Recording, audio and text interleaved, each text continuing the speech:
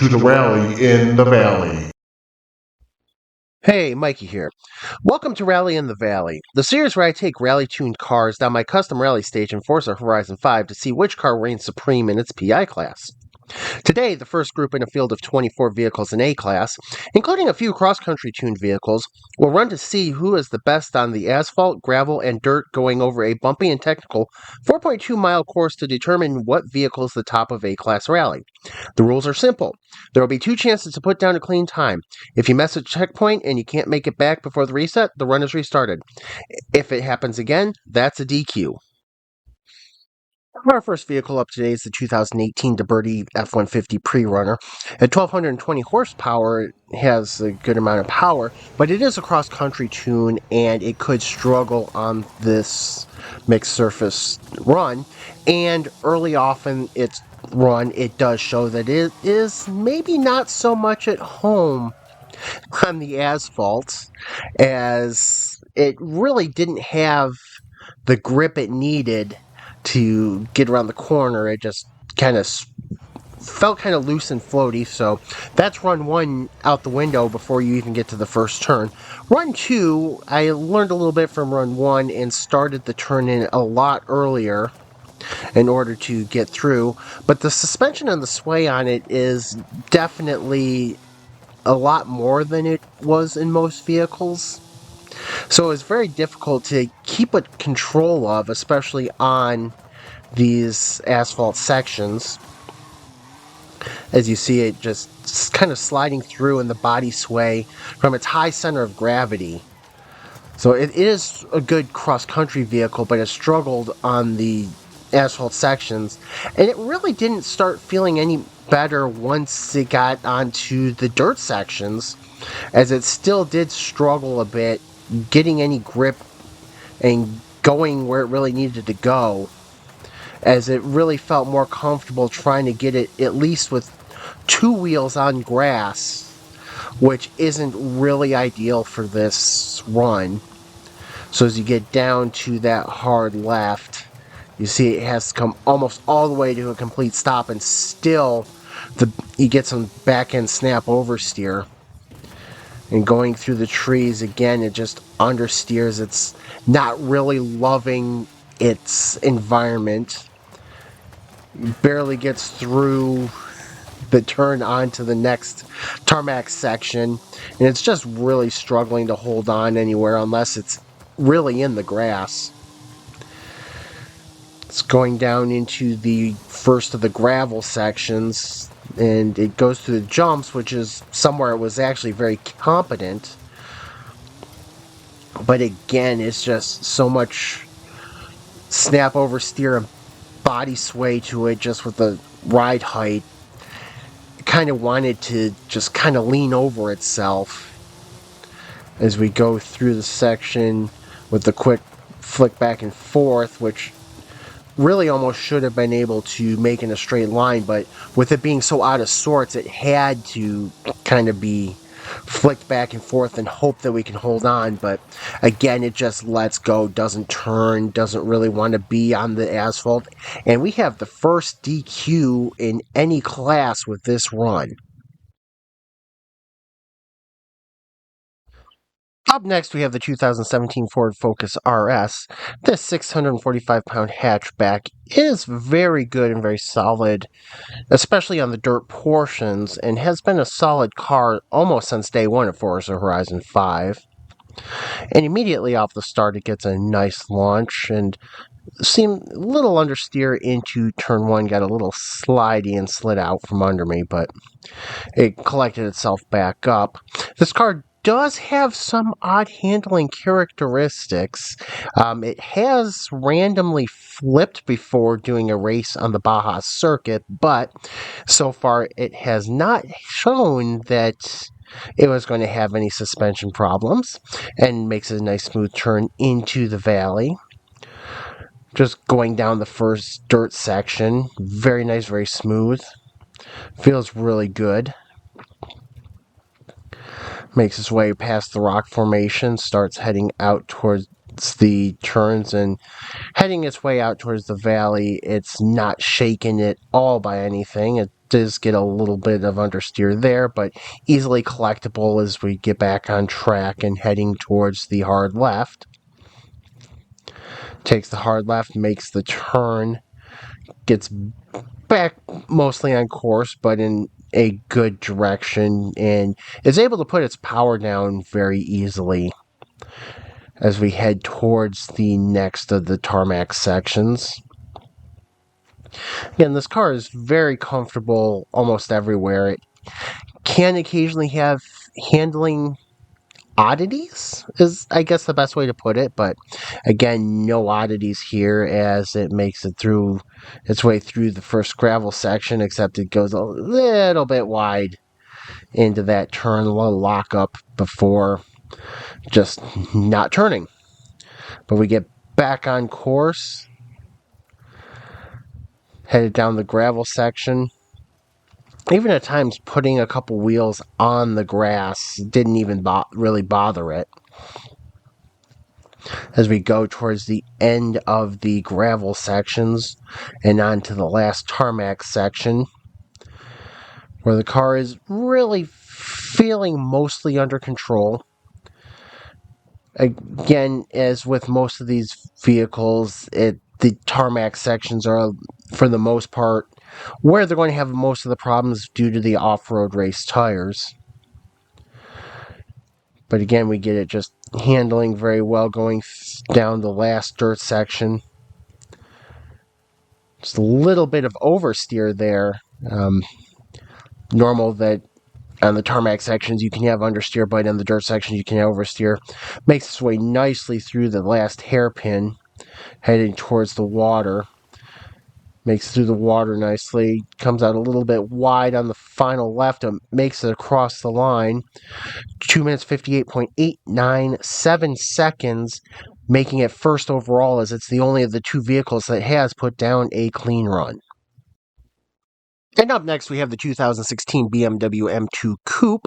This one is tuned by Fox and is one of two M2 Coupes going to be running in A class. And this is a very strong car, as it is pretty good on all surfaces. Get a little understeer going into late braking, a little understeer in the first couple turns as I get back used to the car, but after that it's smooth sailing through the rest of this tarmac portion as it's getting nicely through the quick turns, heading up towards the valley. It's feeling really good. It's not having any problem on tarmac like a lot of cars do. It gets onto the dirt very well. Going through the valley, it's planted. The bumps don't seem to be bothering it. Get a nice run through the valley, able to keep it smooth, keep it under control, even though I got a little offline, but it actually helped straighten out the line through the rock formation. And it goes down through that line towards the end of the first dirt section and into the hard left.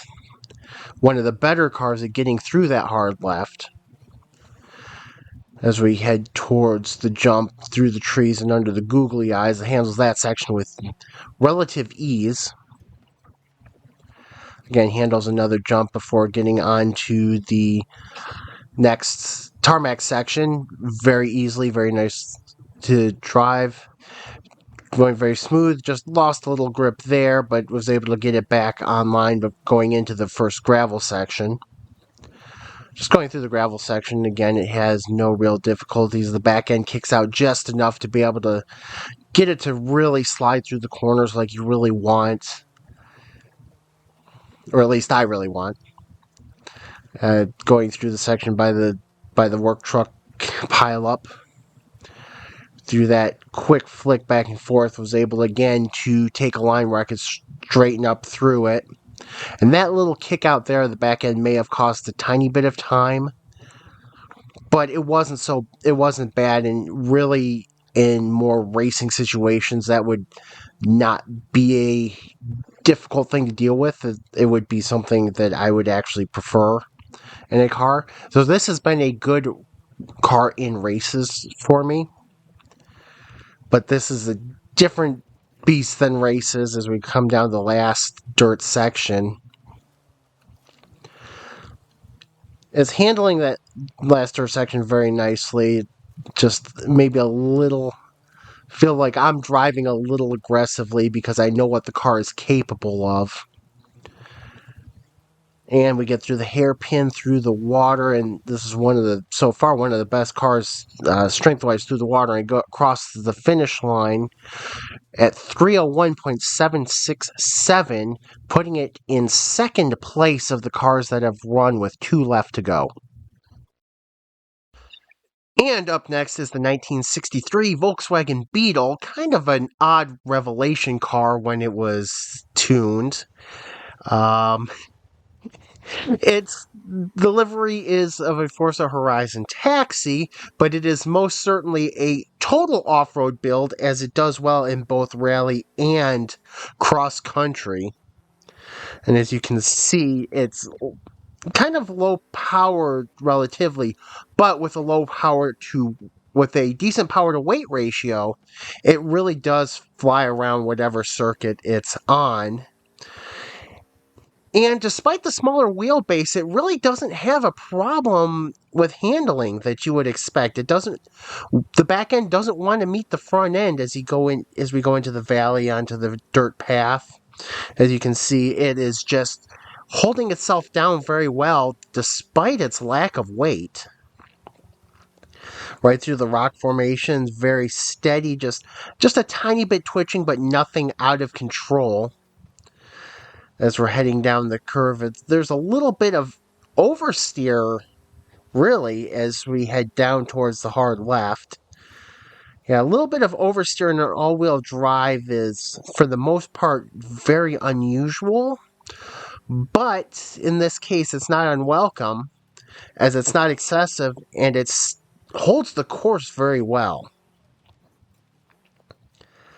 As you can see, a little bit unsettled on that little bump that kind of jumped the car. But again, easy to get back under control as we get back under the dragon and the short tarmac section before heading off into the gravel. And even this gravel section, nothing is tripping this car up.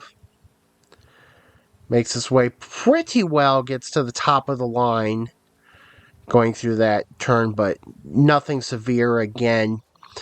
Going through the bumps and undulations and turns in this course, and it is having no problems whatsoever. Heading towards the end of the gravel section, it wheels a little bit on the grass, but again, because it works all surfaces, that is not a problem. Gets a little bit understeer into a slight snap oversteer situation, but again, easily collected as we head into the final stretch. As we head down through the last dirt stretch, again, bumps, nothing's bothering it. It's a little on the grass there, gets a little twitchy on the grass there, but again, nothing serious and nothing that can't be recovered. And this hairpin here is really a point where this car is very much stronger than most of them that have gone through there, whether it's the better turn in due to the short wheelbase, but it gets through just fine and it crosses the finish line with a time of 2 minutes 58.463 seconds, catapulting it to the top of the leaderboard with one car left to go. And last up for today, we have the 2007 Peugeot 207 S2000. This low PI actual rally car instead of being converted to run rally, it should be one of the favorites in the A-Class field, as it does very well on almost any surfaces, though it does do its best work where you have extreme elevation drops and rises and a lot of hard cornering. So while this course doesn't have much in the way of the drops and rises and elevation where this car excels, it does do a very good job getting around the corners, as you can see going through the first tarmac section and into the valley. It is just a little bit less power than you would want for a car. It is lower. It is lower PI, and that is mostly due to engine. And really, it is, though it is again a solid car. As you can see, it's very well grounded, very well planned. It gets through the course well. Just at times didn't have the pickup that you would really want from the car, though. It just felt like it was a little tiny bit underpowered. And while it felt good going through the course, it just is, even as you go through, you can start seeing that the times compared to the progress is just a little bit off as it gets through the dirt section and onto the tarmac. Does understeer a little bit into the grass, but not anything too bad. Again, just a tiny bit of time off there. As we go into the first gravel section, sorry, I had to be slowed down a little bit to get through the turns. As it goes into the second part of the gravel section, again, it wasn't hard to control. It was just needed a tick more speed. The handling, for the most part, was really good. Again, even when it understeers a little bit, it's not anything horrible. It is easily recoverable. It doesn't do anything unexpected. And even there, a little bit of understeer on the tarmac, but that's okay, as it actually set up a really good line going into this final section. Did have to hit the brakes a little harder than I would like there. I did hit the braking point a little late, so I had to basically whoa it all the way up to a stop.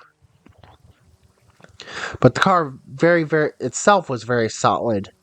Just need a tiny bit more speed, and there were a couple places where I could have driven it better, but going through the last section, driving through that light pole doesn't help anything, but again, it's just a tiny bit of loss, and we crossed the line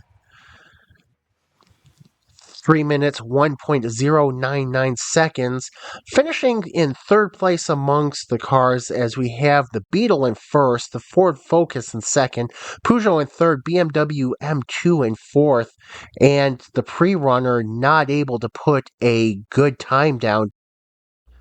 So that will be it for the first group in A-Class.